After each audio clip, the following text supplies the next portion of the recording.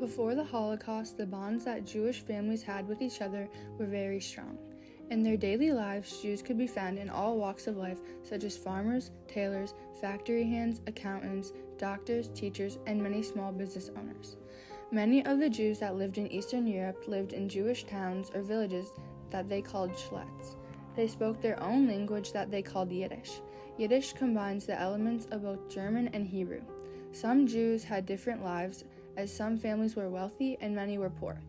Most children ended their schooling early to work in craft or trade, while others looked forward to continuing their education at the university level. In the buildup of the Holocaust, many families began to send their children into hiding to prevent them from getting taken and forced into the concentration camps. Some children had to go with non-Jewish families and would have to fake names and identities to ensure protection of getting taken. Many children's identities were lost in the process of fighting for their freedom. Even if this meant separation, children would forget their religion that they grew up with and would pick up a religion from their new family. This religion usually ended up being Christianity. After kids having to leave their families for their safety, they slowly began to question whether their families wanted to get rid of them or not. They didn't see that hiding and going to live with other families were for their own safety, and before knowing and understanding, they grew mad. This could have caused the children to have mental weakness. The separation of families was the main traumatizing factor for many Jews, for the Jews knew if in the beginning they were to be separated from their family members, they had low chances of ever seeing them again. The minute we stepped off the freight train, we were separated right there and then. My father and my older brother went on one side. My sister, she was a tall girl, so they made her go to one side, and I went with my mother and with the younger children.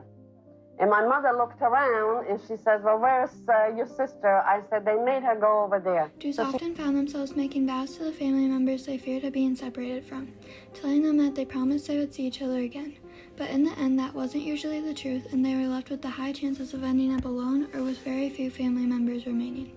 For some who got separated from their families, they felt the need to engage with others around them who they found to be closest to their real family. It's hard to say if this was ever successful, but the Jews knew that they could not function the same without their loved ones, especially if they were children. If families were able to make it through together, the time they had remaining with each other was very short. Were you able to say goodbye to your mother and sister? No way. Parents sought to take care of their children's emotional needs before their own physical needs, and if this didn't work out, they were left with the feelings of worthlessness and self-hatred. A survivor from the Holocaust named Leo Schneiderman remembers his last memory of his mother before she got taken. She said, "I'm not going to see you anymore. Take care of your brother." These situations were made worse by the inhumane living conditions that were present in the camps. The perpetrators deprived them of food, water, bathrooms, heat, and medical care. This caused the Jews to frequently die. To help them along this journey, they used the memories of their families to strengthen them, even if the memories they had may be distant. The agony of seeing their family members be taken away or killed would traumatize them forever.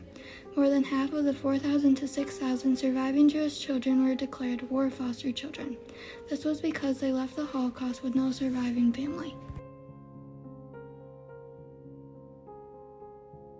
As the Holocaust and concentration camps came to an end, parents would look for their children in foster homes and orphanages, the places they sent them in the beginning of the Holocaust to keep them safe. Many didn't find their children there and had to focus on trying to find themselves and who they were before the Holocaust. In the time of finding the families, it didn't always end successfully. Some parents have to hear the news that their children disappeared or got killed, and for the hidden children, they needed to be faced with the anticipation of waiting to hear if they even had any surviving family members, which wasn't always the case. Those Jews who survived were often confronted with traumatic reality of having lost their entire families and communities. Some were able to go home and choose to rebuild their lives in Europe. Many others were too afraid to do so because of post-war violence. Some rescuers of Jewish children refused to release their kids to their biological family after becoming so attached. Many children with at least one surviving parent were never reclaimed by their families. If children were able to reunite with their families, they were often confronted with a fractured social unit which added on to the trauma they already had. After the war, some parent survivors felt they could not provide stable homes for their families, so they kept them with the Jewish rescuers. This made those children never know who their parents were all their life. Families that managed to survive the war often struggled to survive the peace. War survivors struggled from PTSD and other conditions that broke their families apart. Survivors deal with flashbacks and nightmares of seeing their loved ones for the last time and watching people die while their children cry in sorrow. And I still think about it.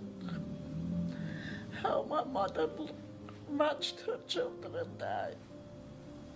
It doesn't leave me.